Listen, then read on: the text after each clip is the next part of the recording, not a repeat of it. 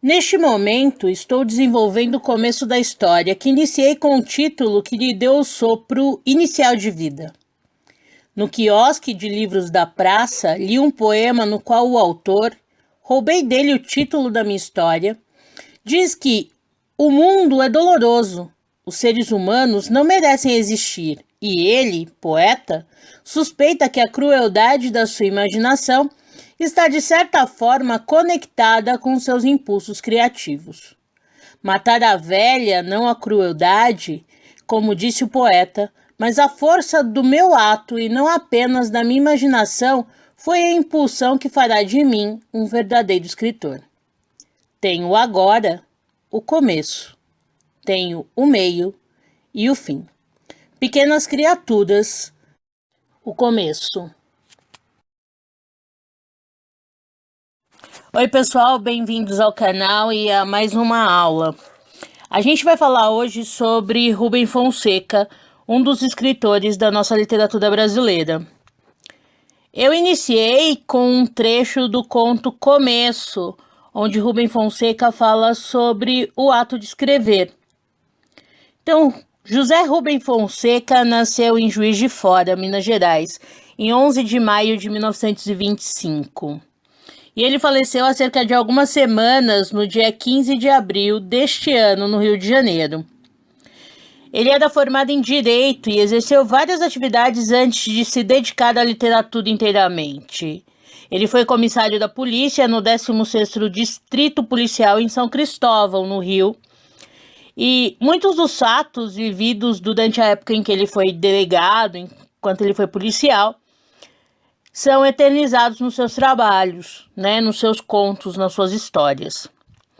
Ele foi um aluno brilhante da história de polícia e ele se destacou em psicologia, relacionado aos comportamentos. Naquela época, os policiais eram como um juiz de paz, apartadores de briga, mais do que autoridade mesmo. E seus colegas da época dizem que, nesse aspecto, Rubem Fonseca era admirável. Em 1953, ele foi escolhido para se aperfeiçoar nos Estados Unidos e aproveitou para estudar administração de empresas na Universidade de Nova York. Ele era viúvo e pai de 3 filhos.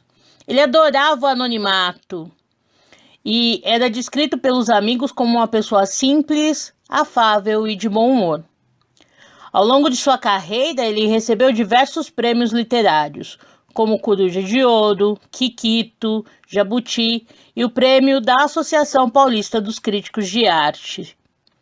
Seus livros são publicados no Brasil e no exterior, com grande sucesso de crítica e de público. Rubem Fonseca ele foi contista, romancista, ensaísta e roteirista. Ele faleceu vítima de um infarto aos 94 anos e ele morreu lúcido. As suas principais obras são Agosto, O Caso Morel, O Selvagem da Ópera e O Seminarista. Suas obras geralmente retratam a luxúria e a violência urbana, em um mundo onde prostitutas, marginais, miseráveis, assassinos e delegados se misturam.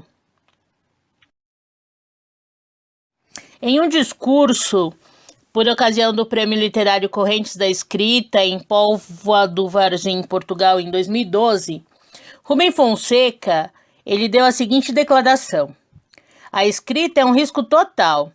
Isso me lembra uma frase de um escritor americano que diz: escrever é uma forma socialmente aceita de esquizofrenia. Bem, ele errou quando disse esquizofrenia. Na verdade, escrever é uma forma socialmente aceita de loucura. E vocês aí não pensem que por não serem escritores, também não são loucos, não. Eu trouxe para vocês um conto chamado Passeio Noturno Parte 1. Por que a parte 1? Ele tem 2 partes, a 1 e a 2. Este é um conto de suspense, talvez um dos maiores da nossa literatura brasileira. Este conto foi publicado em 1975, durante a ditadura militar, e foi censurado pela ditadura.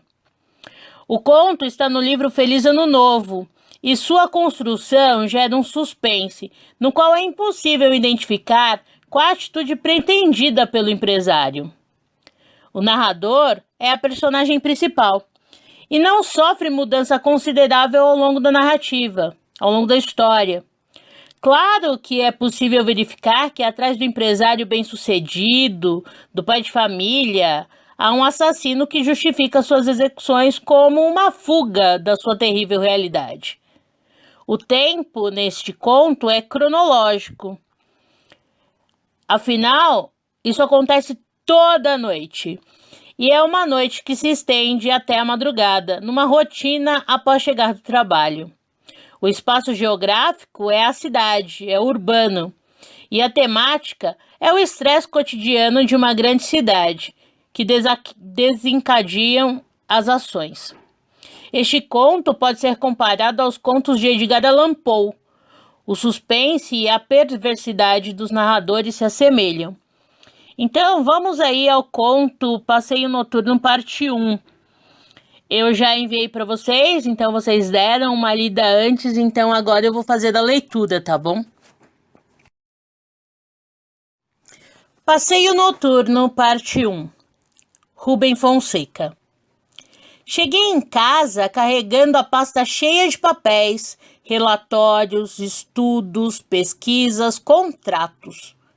Minha mulher, jogando paciência na cama, um copo de uísque na mesa de cabeceira, disse sem tirar os olhos das cartas: "Você está com ar cansado?"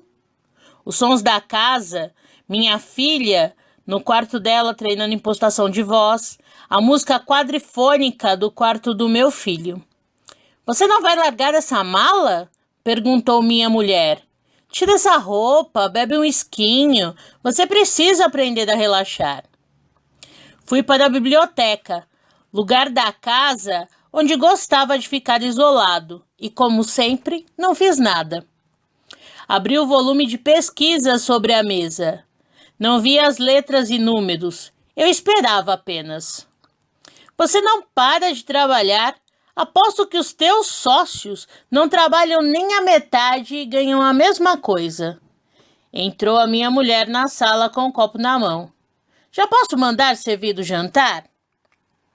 Então, neste trecho do conto, que a gente tem a apresentação das personagens, a gente tem aí ele chegando em casa, então provavelmente ele é um empresário bem-sucedido, e a gente pode pensar numa série de profissões aí, né? Ele pode ser um empresário, dono de uma empresa, pode ser um advogado, pode ser um engenheiro, um arquiteto, porque diz que ele chega com uma pasta cheia de papéis, de relatórios, de estudos, pesquisas, contratos.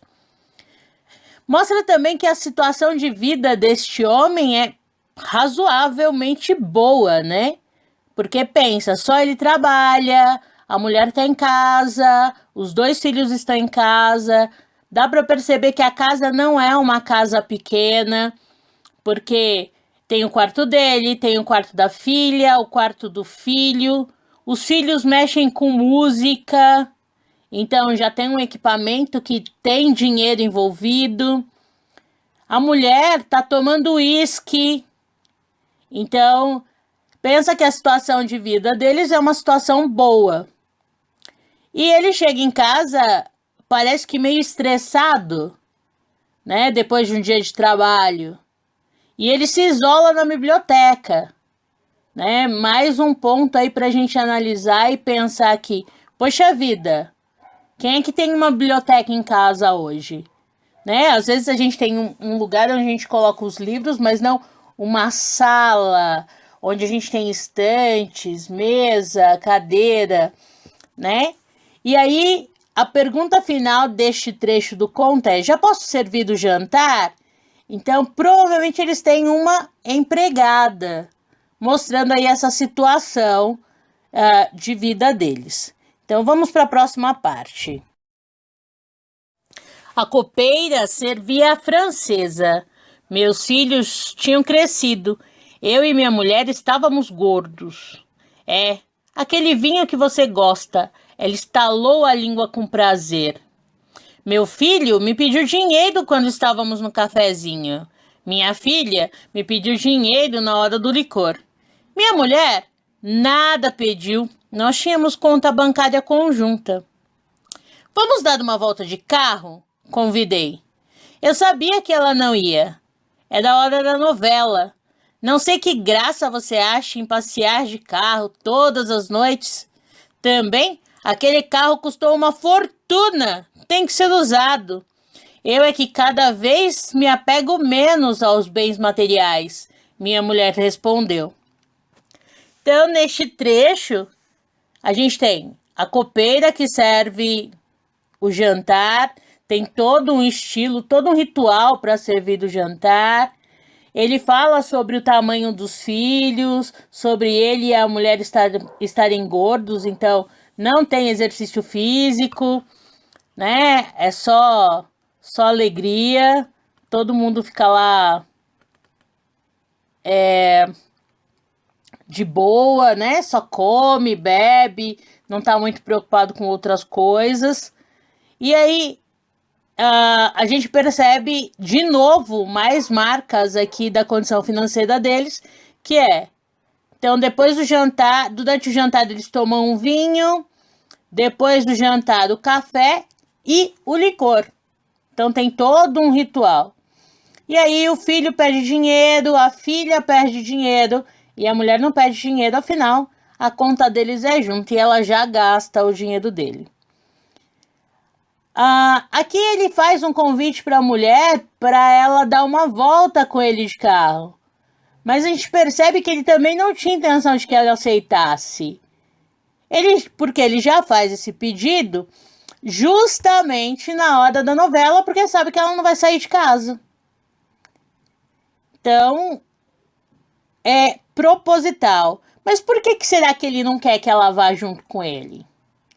Né? Por que fazer um convite para uma pessoa que ela não vai aceitar, sabendo que ela não vai aceitar, né? Qual que é a intenção dele nesse sentido? Os carros dos meninos bloqueavam a porta da garagem, impedindo que eu tirasse o meu carro. Tirei o carro dos dois, botei na rua, tirei o meu e botei na rua, coloquei os dois carros novamente na garagem, fechei a porta. Essas manobras todas me deixaram levemente irritado. Mas ao ver os para-choques salientes do meu carro, o reforço especial duplo de aço cromado, senti o coração bater apressado de euforia. Enfiei a chave na ignição. Era um motor poderoso que gerava sua força em silêncio, escondido no capô aerodinâmico. Saí, como sempre sem saber para onde ir. Tinha que ser uma rua deserta, nessa cidade que tem mais gente do que moscas. Na Avenida Brasil, ali não podia ser, muito movimento. Cheguei numa rua mal iluminada, cheia de árvores escuras, o lugar ideal. Homem ou mulher? Realmente não fazia grande diferença. Mas não aparecia ninguém em condições. Comecei a ficar tenso. Isso sempre acontecia. Eu até gostava. O alívio era maior. Então, imaginem quando lerem esse trecho, o que será que esse homem queria fazer? O texto novamente nos dá indicação da sua condição financeira, porque tem aí mostrando, né, os carros dos meninos. Então, a filha tinha um carro, o filho tinha outro, e fala sobre o carro dele. Né? Imagine o tamanho dessa garagem, imagine como é a casa deste homem. Ele fez todas essas manobras, né, para sair de casa, para conseguir sair com seu carro, que no trecho anterior que a gente leu, já falava que era um carro muito grande e um carro que custou uma fortuna, segundo a esposa dele. Agora, apesar desse carro ter custado uma fortuna, ele tinha um motor poderoso, era silencioso. O que será que esse homem queria fazer? Qual é a intenção dele? Né? Onde é que esse conto se passa? porque ele fala na Avenida Brasil. Mas a gente pode pensar aí que praticamente todas as capitais do Brasil têm uma avenida chamada Avenida Brasil. Nós temos a Avenida Brasil em São Paulo, nós temos a Avenida Brasil no Rio de Janeiro e nós temos a Avenida Brasil em Recife. Então pensa, mas esse conto se passa no Rio de Janeiro. E aí é uma rua movimentada, não dava para ser ali. Por que a rua tinha que ser escura? Por que tinha que ser mal iluminada? Por que tinha que ser calma, tranquila? Qual era a intenção dele? E aí ele traz homem ou mulher? E aí ele diz que não faz diferença, né? Que ele estava ficando tenso, mas isso sempre acontecia. E ele até gostava de ficar tenso assim, porque depois o alívio era maior. O que será que ele vai fazer? Então vi a mulher. Podia ser ela, ainda que mulher fosse menos emocionante, por ser mais fácil. Ela caminhava apressadamente, carregando um embrulho de papel ordinário. Coisas de padaria ou quitanda. Estava de saia e blusa, andava depressa. Havia árvores na calçada, de 20 em 20 metros. O interessante problema é exigir uma grande dose de perícia. Apaguei as luzes do carro e acelerei. Ela só percebeu que eu ia para cima dela quando ouviu o som das borrachas dos pneus batendo no meio-fio. Peguei a mulher acima dos joelhos, bem no meio das duas pernas, um pouco mais sobre a esquerda. Um golpe perfeito. Ouvi o barulho do impacto partindo dos dois ossões. Dei uma guinada rápida para a esquerda, passei como um foguete rente a uma das árvores e deslizei com os pneus cantando de volta para o asfalto. Motor bom, meu. Ia de 0 a 100 km em 11 segundos. Ainda deu para ver que o corpo todo desengonçado da mulher havia ido parar, colorido de vermelho, em cima de um muro, desses baixinhos de casa de subúrbio.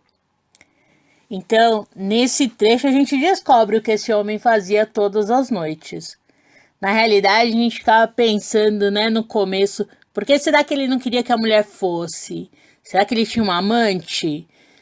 Né? Qual será a intenção dele? Descobrimos aí nesse trecho do conto. Ele matava. E nós percebemos aí que na hora de escolher as vítimas, ele ainda nem era tão fã assim que fosse mulher, porque ele achava a mulher mais frágil, né? Mas ele é tão mau e ele é tão perverso que ele mata e ele olha depois para ver como que ficou. Porque ele fala, nossa, vi o corpo desengonçado da mulher longe, colorido de sangue, né?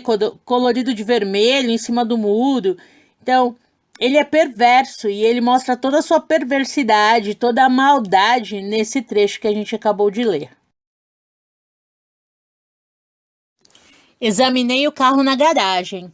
Corri orgulhosamente a mão de leve pelos paralamas. Os para-choques sem marca. Poucas pessoas no mundo inteiro igualavam a minha habilidade no uso daquelas máquinas. A família estava vendo televisão. Deu a sua voltinha? Agora está mais calmo? Perguntou minha mulher, deitada no sofá, olhando fixamente o vídeo. Vou dormir. Boa noite para todos, respondi. Amanhã vou ter um dia terrível na companhia. Então, na finalização do texto, a gente percebe que ele fazia por prazer. Ele matava por prazer. E ele ainda verificava se não tinha ficado nenhum vestígio no seu carro. Se matar aquelas pessoas não traria nenhum prejuízo para ele, né? Para o seu carro, para as coisas, né? Para o seu bem material, na realidade. E quando ele chega em casa, a mulher ainda pergunta, ai, deu sua voltinha? Tá tudo bem? Agora você tá mais calmo? Então, você se aliviou, né? Conseguiu desestressar? E a única coisa que ele responde é: vou pra cama, vou dormir, porque amanhã eu vou ter um dia terrível na companhia. Então, esse é Rubem Fonseca. Esse é um dos contos de Rubem Fonseca. Se vocês ficarem interessados, vocês podem procurar mais. Eu aconselho que vocês leiam o Passeio Noturno Parte 2, é bem interessante. E busquem mais obras do Rubem Fonseca, que é um dos nossos escritores da literatura brasileira.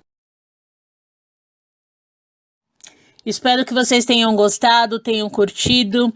E se gostaram, deixem um comentário no canal. Se quiserem saber das novidades, clica aí e se inscreve no canal. E aí eu vou colocando mais sobre autores e sobre histórias e sobre leitura, ok? Até a próxima!